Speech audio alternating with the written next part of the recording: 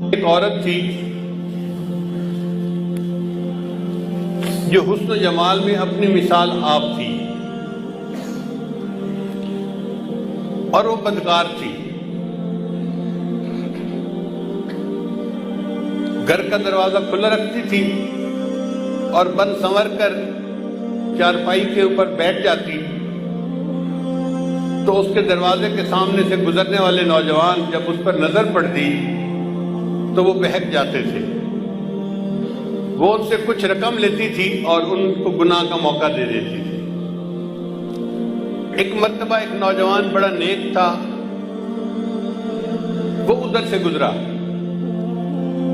قدرتاً اس کی بھی نظر اس طرف اٹھ گئی تو اس نے دیکھا کہ اتنی خوبصورت عورت، اس کو بھی شیطان نے بہکایا. تو اس نے اس گھر کے جو کام کرنے والی تھی اس سے پوچھا کہ تیری مال کا مرد کو قریب کیسے آنے دیتی ہے؟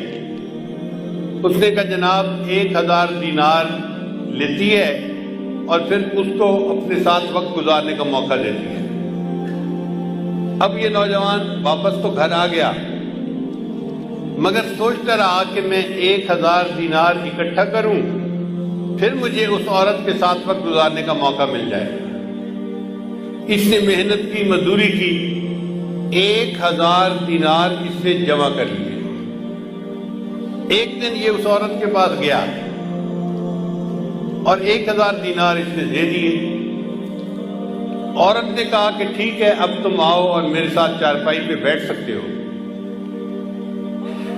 یہ جب اس کے ساتھ چارپائی پر بیٹھا نا تو اس کے دل پہ اللہ کا خوف غالب آ گیا کہ اب تک میں نے جو عبادت کی ہے کہیں اللہ تعالیٰ اس عبادت کو ٹھکرا نہ دے کہ تو بالآخر گناہ کا ارتکاب کر بیٹھا. اب عورت انتظار میں تھی کہ میں نے جب اسے بلا لیا ہے تو یہ اب اپنی خواہش پوری کرے گا. مگر وہ بندہ تو بہت ہی خاموش چپ بت بن کے بیٹھا ہوا ہے. تو عورت نے اس سے پوچھا کہ بھائی میں نے تو تمہیں یہاں نہیں بلایا، تم خود آئے ہو.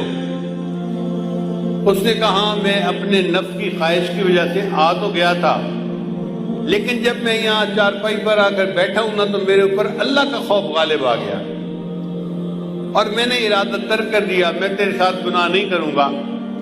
اور جو 1000 دینار میں نے دیے ہیں وہ بھی تیرے ہی، میں تجھ سے واپس نہیں لیتا اور میں اپنے گھر جا رہا ہوں.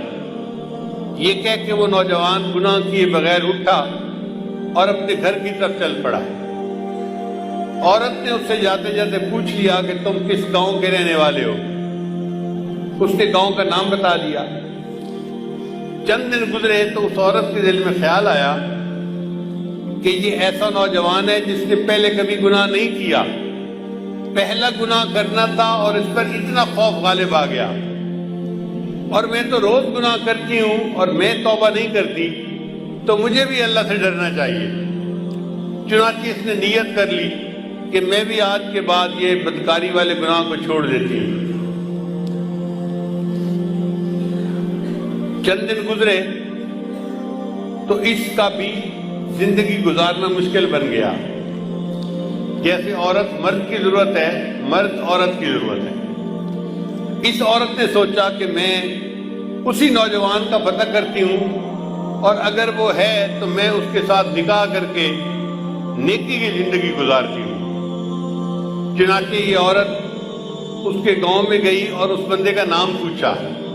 انہوں نے گھر بتا دیا کہ فلاں جگہ گھر ہے. یہ عورت آئی اور اس نے اس کے گھر کا دروازہ کھٹکھٹایا. جب گھر کا دروازہ کھٹکھٹایا تو اللہ کی شان وہی نیک نوجوان دروازہ کھول کر باہر نکلا پوچھنے کے لیے کہ کون ہے. جب نوجوان کی اس عورت پر نظر پڑ گئی تو وہ تو حیران ہو گیا کہ جس گناہ سے بچ کے میں گھر آیا تھا اب وہ عورت تو میرے دروازے پر چل کر آ کر کھڑی ہو گئی. تو اس نے ایک زور کی آہ بھری اور وہ گرا اور فوت ہو گیا. عورت کو بڑا افسوس ہوا. یہ چند دن وہیں رہی. پھر اس نے لوگوں کو بتایا تھا کہ میں تو بھئی اس کے ساتھ نکاح کے ارادے سے آئی تھی اور میں نیکی کی زندگی گزارنا چاہتی تھی۔ گھر والوں کو اس عورت سے ہمدردی ہوئی تو انہوں نے عورت کو کہا کہ وہ بندہ تو فوت ہو گیا مگر اس کا ایک اور بھائی ہے، ابھی شادی شدہ نہیں ہے، وہ شادی کرنا چاہتا ہے، اگر تم چاہو تو ہم اس کے بھائی سے تمہارا نکاح کر دیتے ہیں۔ تو وہ عورت کہنے لگی بہت اچھا، چنانچہ اس عورت کا اس کے بھائی سے نکاح ہو گیا۔ کتابوں میں لکھا ہے اللہ نے اس عورت کی توبہ کو ایسے قبول کیا کہ اس کو اللہ نے 7 بیٹے دیے اور سب بیٹے اپنے اپنے وقت کے اولیاء بنے۔